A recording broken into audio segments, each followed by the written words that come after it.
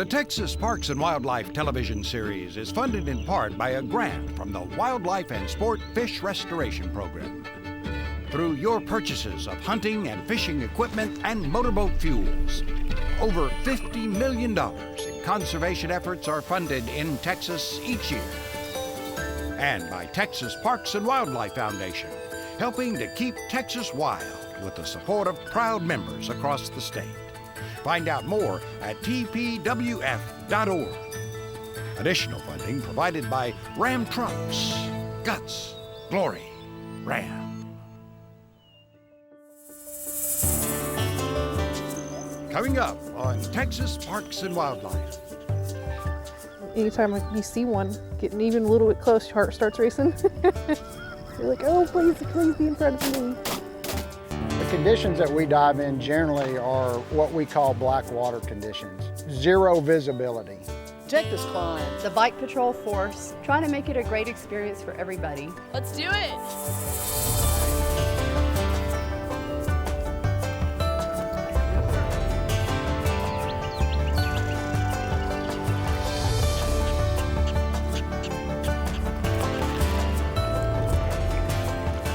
Texas Parks and Wildlife, a television series for all outdoors.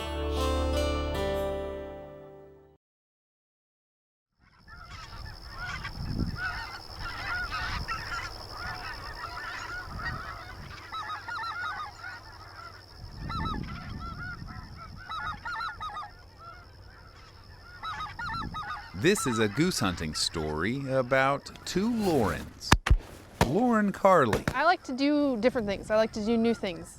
a new hunter and a nature lover. All right, guys. I've been down there. Do y'all want to see some grapes that actually grow wild here? Yeah? And Lauren Laborde, an avid hunter, a busy mom, and a 9-to-5er, eager for the escape. Get out, away from the computer screen. Stop picking up the phone. Stop clicking the mouse. Both are here for a special women's-only goose hunt, setting their sights on a new outdoor experience.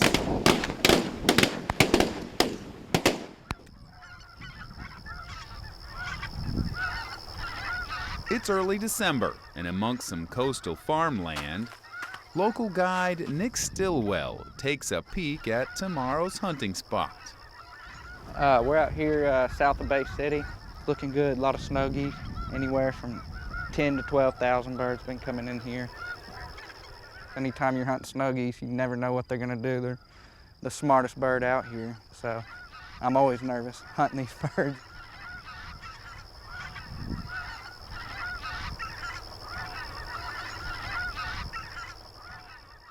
I'm ready to shoot some geese.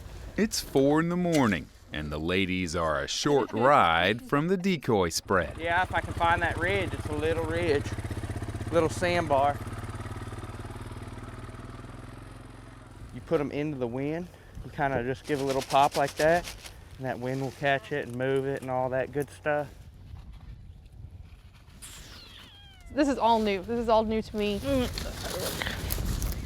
I am actually kind of sick. I'm so nervous. I'm so nervous about everything that's going on. I don't really know what to expect. It's warm. I think I'm overdressed. 66 degrees this morning is pretty warm. For Lauren Laborde, this time outdoors is a much-needed break. A break from here. So I work for a gas company, and I do contract compliance. What was going on with the schedule for the platform prep? It's tedious work. It's a lot of reading, a lot of emails. So they're still at the dock. They haven't left. It's not as exciting as being out in the field and getting to go hunting or anything like that. The excitement's picked up considerably on the home front with 15-month-old Braylon. Hey, you hungry? You want to eat, or do you want to help Dada? Dad is Todd. Both work full days, so life is busy. Quick meals, nothing that takes a lot of time. We still have all of the geese from the shoot. We still haven't been able to actually cook them. We got them, so we were gonna make gumbo, but So there's the geese back here, Braylon decides to interrupt every time we try. but Todd really wants to do like a goose gumbo. It's all about the roux. There you go. With such a full schedule, escapes to the outdoors are a priority. It's because we're an awesome team and I have the best husband in the entire world. Aw, thank you, honey. That lets me go goose hunting and watches the baby and I don't think there's any other way that I could live life. You have to have that balance. When dawn breaks and you're laying flat on your back and you're looking up at the sky and you're hearing all the little critters. You know, that's when I think the calmness comes in. Keep real still when we're decoying birds. Don't be fidgeting, wait for me to call the shot. I'll say take them. That's about it. Lay down. Wow, look at that. Y'all get ready.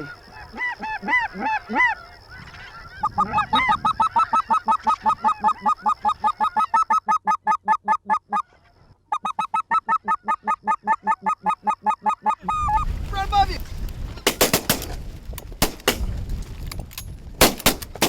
I am really hesitant. I'm kind of slow to get up. I've never shot up to shoot. I've always been standing and hitting something that's going in a uniform pattern. Yeah, I'm a little hesitant. For Lauren Carley, We're going down this way. she's never hesitant when it comes to helping kids at her day job. This is Lake Houston Wilderness Park. Let's slide. And I'm the park naturalist here. I take care of all of the kids programs, weekend programs, nature center stuff. Hang on, guys. I've always loved the woods. Ever since I was a kid, I was running around the woods barefoot. Yep, there's a hill. Let's go. I love bringing kids especially, into the outdoors and getting them to feel a passion for it as I do. If you chew on the leaves of this tree, it will make your mouth go numb. I can reach it. The nickname for this tree is toothache tree. Kind of weird, huh? Yeah. Muscadine grapes grow on here. I've tried them. I don't like them. They taste kind of funny. I like the regular grapes that you buy at the store. Lauren's Nature Center It's a milk snake. is where the hands-on or fingers-on learning really I want happens. you to do 2 fingers. Can I see your 2 fingers? I do a lot of education. That's cool. A lot of people that live in the cities, they think the outdoors are scary. He slayed me. And this is a way of sort of bringing them out, showing them things, especially things that I have in the nature center, that it's not scary. Everything's out here isn't going to kill you. Red and black. Red and black. Friend of Jack. It's now mid-morning in Bay City. The wind has picked up, but geese are still coming in. It should get better as the day goes on. They'll start coming in here and getting thirsty after they feed. We'll see what happens. We got a single right here.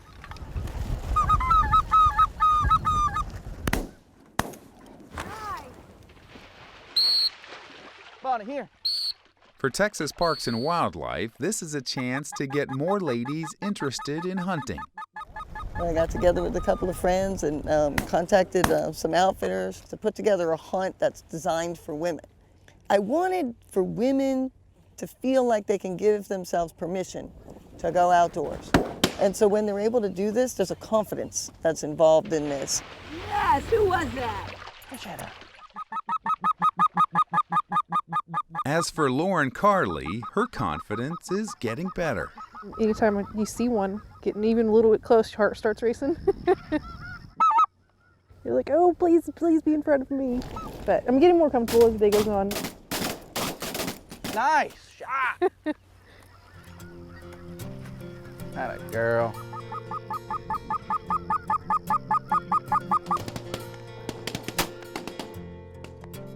They just kept coming pretty much all day, so it was cool. There's really not that much out there for us ladies to get together. So it was nice to have an opportunity to get together with other ladies who share the same interest or want to learn more. We shot 20 birds today. Yeah, pretty good for some ladies here. I think we did a good job.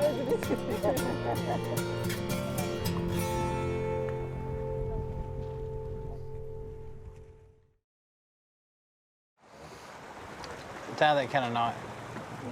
Throughout history, game wardens have had the difficult duty of recovering drowning victims all over the state.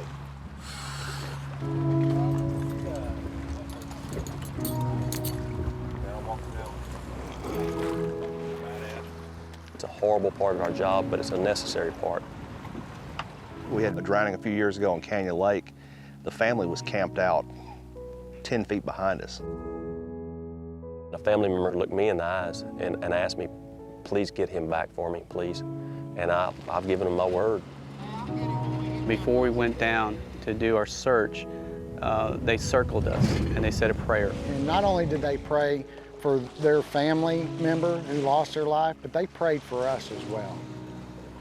It was difficult not to be emotional when the family's around like that. It's a sad deal, but there's a good feeling that knowing that you had a part in bringing closure. All right, 1, 2, 3, go. Working those kind of cases, when they come up after the fact and they say they appreciate us being there and they appreciate our efforts, that's about the only reward that we need.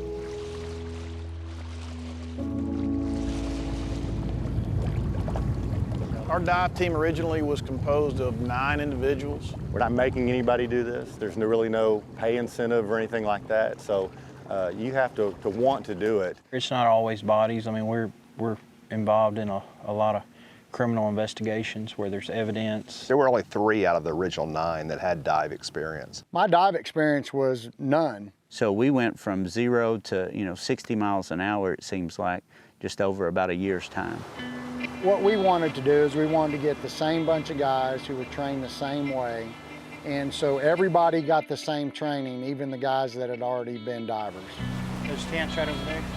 Yeah, right there. The diving we do is completely technical and nothing like recreational diving. I found out real quick it wasn't like what I thought it was going to be. If you would imagine laying on your belly, closing your eyes, and crawling through a forest, drop the temperature about 40 degrees. That's how I describe it. It's cold, dark, and scary. We're not going down looking at pretty fish. You're lucky if you can see a few inches. Johnny, how's your visibility? The conditions that we dive in generally are what we call black water conditions. 0 visibility. The division that equipped us with state-of-the-art diving equipment and search equipment. It's changed the way that we've done things and cut the recovery times, down to a fraction. Yeah, 10-4, Derek, I hear you loud and clear. As we deploy the sonar, the image that we get is called a waterfall, and it flows down across the screen, and it casts shadows, and we can determine what we're looking for, be it a body recovery or evidence recovery. This white imagery right here is going to be a cliff, and there's a log. The imagery is so good on this particular unit that we have never dove for a body recovery and it not be the target that we thought it was. It's difficult for me to watch them break the surface and go down. I know the inherent risks that are involved there. It's dangerous, it's technical, and you depend on each other. Concrete, rebar, trees. It is very, very dangerous what we do. I can tell you anybody on the dive team would do anything for each other. If I go down and I get entangled, if I needed help, if I go down, I'm going to do whatever I can to get down there. These guys are coming to help me. We understood and had the same purpose and mission. That's something you don't lose. You just become a family. We are a brotherhood within the brotherhood of game wardens. Putting our life in each other's hands, it brought this group tighter than any game warden group I've ever worked with. I'd do anything in the world for these guys, any of them.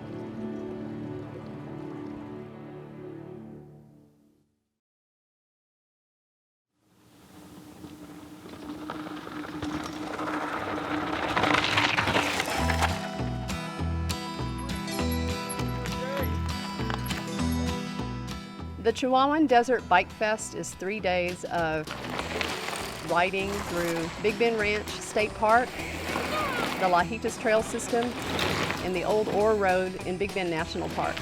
Oh, it's so much fun. It's just 3 days of not only riding, but gathering after the rides for socializing. There's a lot of fun in the evenings.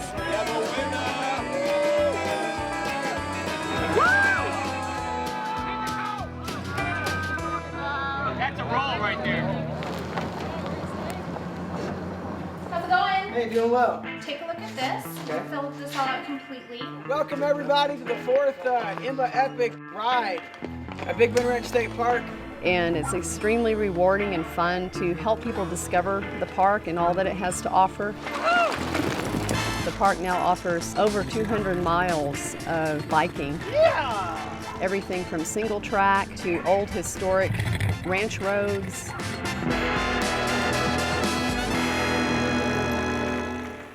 How much further is it to go up the climb? So if you take this climb, the Bike Patrol Force, trying to make it a great experience for everybody. Is it worth it? Absolutely. Let's do it. All right. We've tried to spend a lot of time doing a lot of planning to at least make sure that we can be well prepared to at least support everybody in their endeavors today. Some of these trails can be very dangerous. All sorts of threats, steep drops, sharp tire splitting, plants, not to mention the heat. Oh, getting hot out here. We've got water stations out, we've got patrol. Drink lots of water too. We're here to guide people through this process. That's why I asked for help, because I knew that sooner or later I will start running out of water. And... Oh, thank you very much. See you guys later. Starlight Theater later, Hot Springs. Yep. We're currently at the Fresno Divide Trail. For the mountain biker, this trail starts off with a lung and leg busting ascent.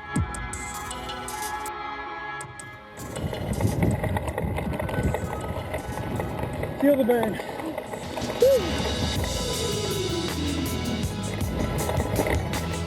And by the time you get to the top, your heart is coming out of your chest.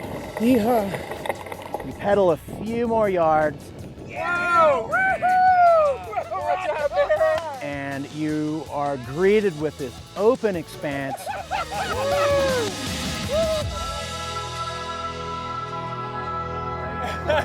Heart Attack Hill.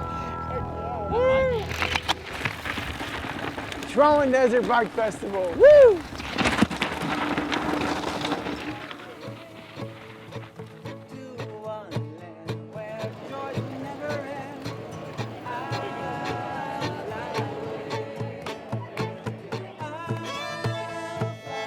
So it's one of the best examples I can think of a fun, athletic experience. See you next time.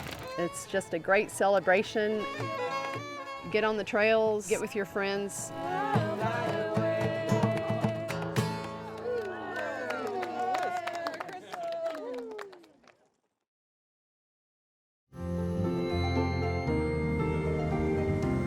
Beautiful day. It is a beautiful day in the neighborhood. Let's go catch a fish. And we won't catch a thing today. Kind of a different day. The wind's blowing a little bit out of the, what is that, east wind?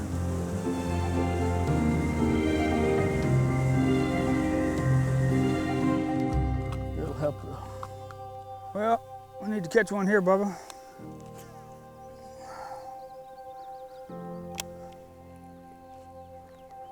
Got him? Yep. Good one. What do you got? Big fish. Big fish? Think so. You got him, Raymond? Yep.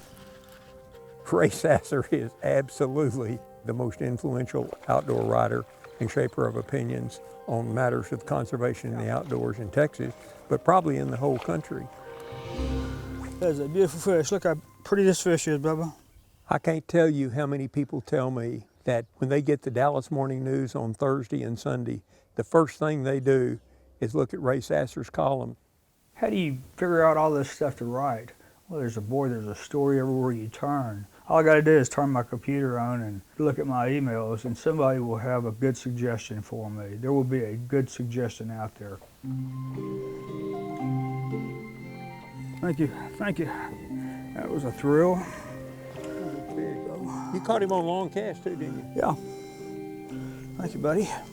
Appreciate it. Let's catch a bigger one. Come on, big girl. I don't want to hurt you, I just want to dance a little bit. I think the effect that sports writers have over the decades is so beneficial to sportsmen and makes our sport safer and better. There have been many, many lives saved in Texas. It's one of the greatest things that we've gotten from the sports writers, and Ray Sasser in particular. You look at issues and you have an opportunity to influence people.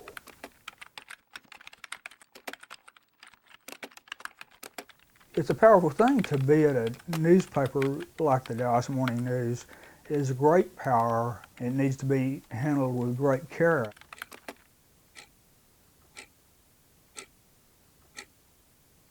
There's a wren. And I think I have influenced a lot of people. I hope it's been mostly for the good. Occasionally I was wrong. I've admitted I was wrong.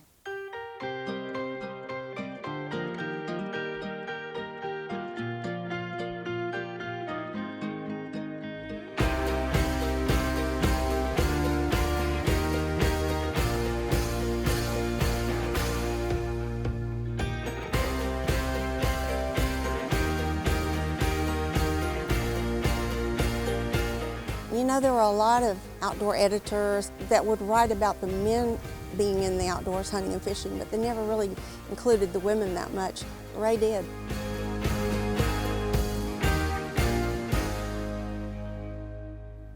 Every time I've ever been evaluated by the editors that I work for, most of whom don't understand anything at all about outdoors, I just always explain to them, hey, I know you guys pay my salary, I know it's up to you whether I'm here or not, but I really work for the reader.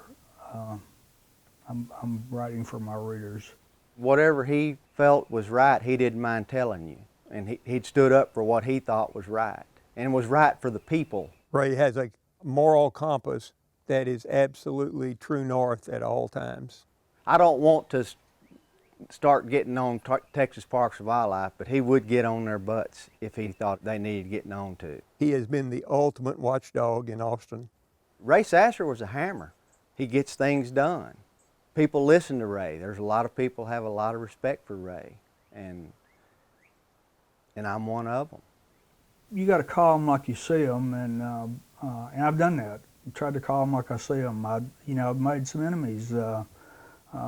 Particularly at Parks and Wildlife, I have Parks and Wildlife is certainly not always right in what they do, and yet they've done a good job overall for particularly the fishermen of Texas. They've done a good job, but they've stubbed their toes along the way too. You know, they almost wiped out the state. Oh golly!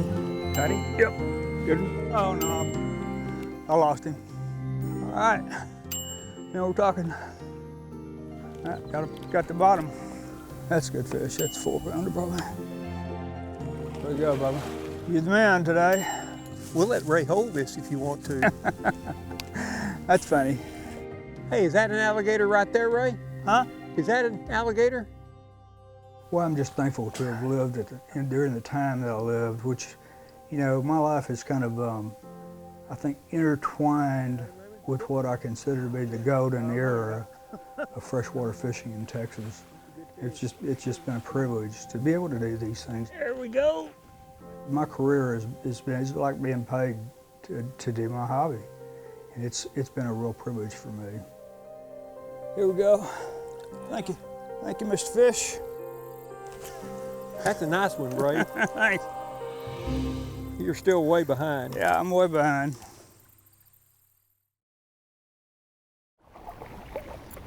And here we are at the new paddle trail marker 43 in Barroom Bay.